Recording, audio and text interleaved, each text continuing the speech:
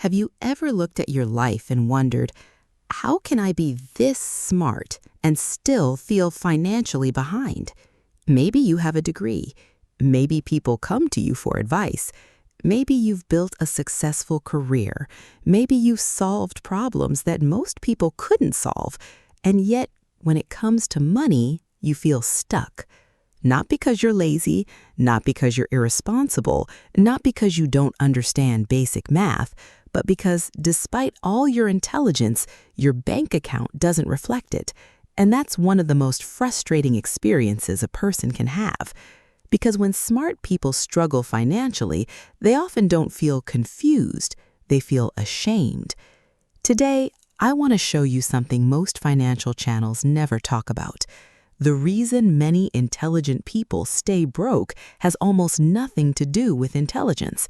In fact, some of the psychological traits that make people successful in other areas of life can quietly sabotage their financial future. And until you understand those traits, you may keep solving the wrong problem. The first painful truth. Smart people often believe knowledge creates change. It doesn't. Behavior creates change. This sounds obvious, but think about it. Most financially struggling, intelligent people already know what they should do. They know spending less helps, investing matters, debt is dangerous, retirement is important. The knowledge already exists, yet nothing changes. Why? Because information and behavior live in different parts of the human brain. A person can understand nutrition perfectly and still overeat. A doctor can understand health and still smoke. A financial advisor can understand investing and still be overwhelmed by money anxiety. Knowledge is not transformation, behavior is. And many smart people spend years collecting information instead of changing behavior. They confuse learning with progress, reading with action, understanding with execution, and that psychological trap can steal decades. The intelligence trap. The smarter someone becomes, the easier it becomes to justify bad decisions. This is uncomfortable, but it's true. Highly intelligent people are often exceptional at constructing explanations. They can rationalize almost anything. The expensive purchase becomes, "I deserve it." The lifestyle inflation becomes, "My situation is different." The debt becomes, "I'll make more later." The delayed investing becomes, "I need to learn more first." The smart brain becomes a lawyer defending existing behavior, not a coach changing it. And that's dangerous because intelligence allows you to build convincing stories, even when those stories are hurting you. Have you noticed something? Most wealth-building advice is surprisingly boring. Spend less than you earn, invest consistently, avoid unnecessary debt, stay invested, be patient. That's basically it. But smart people often resist simple solutions. Why? Because intelligence craves complexity. The brain thinks, if the problem is complicated, the solution must be complicated. So instead of consistently investing, people search for perfect strategies. Instead of building habits, they chase optimization. Instead of executing, they analyze. Years pass, nothing changes. The financially successful person wasn't necessarily smarter. They were simply willing to do boring things consistently. The hidden emotion nobody talks about. Many smart people secretly tie their identity to being competent. That's why financial struggles hurt so much. Not because of the money itself, because of what the money seems to say.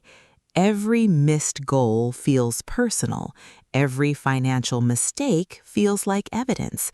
Evidence that maybe they're not as capable as they thought. This creates a dangerous cycle. The more ashamed they feel, the more they avoid.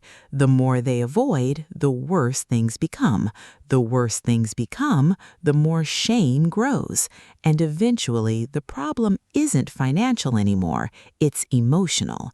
They're no longer avoiding numbers, they're avoiding feelings. I want you to ask yourself something. When was the last time you looked at your finances honestly? Not casually, honestly.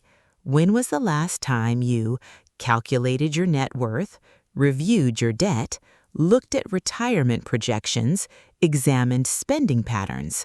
If the answer makes you uncomfortable, don't judge yourself. Just notice it, because awareness is where change begins. Many people spend years trying to improve their finances without ever fully facing them. You cannot improve what you refuse to see. The comparison addiction. Another reason smart people stay broke is comparison, especially successful professionals. They compare sideways, not downward, not backward, upward, always upward. Someone earns more, someone invested earlier, someone retired younger, someone bought a bigger house, someone drives a better car. And comparison creates permanent dissatisfaction. No amount of progress feels sufficient, so people start spending money to close emotional gaps, not financial gaps. Emotional gaps. The expensive watch, the luxury car, the upgraded house, the premium lifestyle. Each purchase promises confidence, but confidence purchased externally rarely lasts. Soon another comparison appears, and the cycle begins again. The real difference between wealthy people and broke people is not intelligence, it's emotional regulation. That may be the most important sentence in this video. Financial success is often emotional success. The ability to delay gratification, tolerate discomfort, ignore comparison, remain patient, act consistently. These are emotional skills, not intellectual skills. And emotional skills create financial outcomes. A person with average intelligence and strong emotional control often outperforms someone with extraordinary intelligence and poor emotional control, every year for decades. Now, let's talk about solutions, not motivational slogans, actual behavioral changes. The first shift: stop trying to become smarter about money. Start trying to become more consistent. You probably don't need another financial book. You probably don't need another podcast. You probably don't need another financial strategy. You need behavior repeated long enough to matter.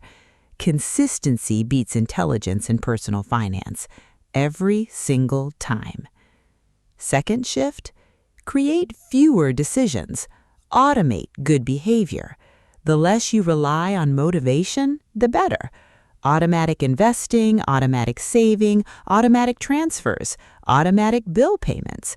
Remove opportunities for your emotions to interfere. The goal isn't discipline. The goal is designing a system that requires less discipline. Third shift: separate self-worth from net worth. This is difficult but essential. Your financial mistakes are not your identity.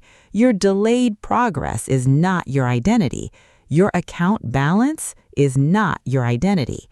Once shame stops controlling the conversation, improvement becomes possible, because shame creates avoidance, self-respect creates action.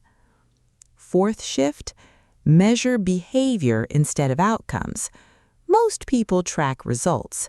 Track behavior. Ask, did I save this month? Did I invest this month?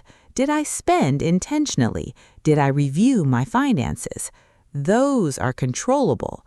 The market isn't. The economy isn't. Behavior is. Imagine yourself 10 years from now, not richer, not poorer, just honest. Looking back, what do you think that future version of you wishes you understood today?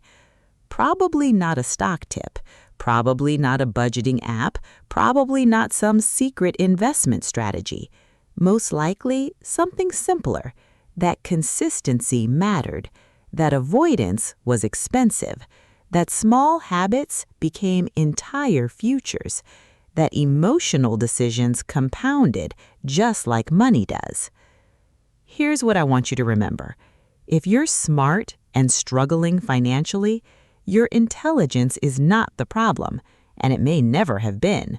The problem may simply be that you've spent years trying to solve an emotional challenge with intellectual tools. You don't need more information. You need more alignment. Alignment between what you know and what you actually do. Because financial peace doesn't belong exclusively to geniuses. It belongs to people who repeatedly practice healthy financial behaviors, even imperfectly, even slowly, even after mistakes. And maybe that's good news, because behavior created the problem. Behavior can create the solution, starting today. If this video resonated with you, subscribe to The Prime Investor. This channel isn't about getting rich quickly. It's about understanding the psychology behind money, financial anxiety, emotional spending, and building lasting wealth later in life. If you've ever felt intelligent but financially stuck, you're exactly who this channel was built for. And remember, the smartest financial decision you'll ever make may not be learning something new. It may be finally acting on what you've known all along.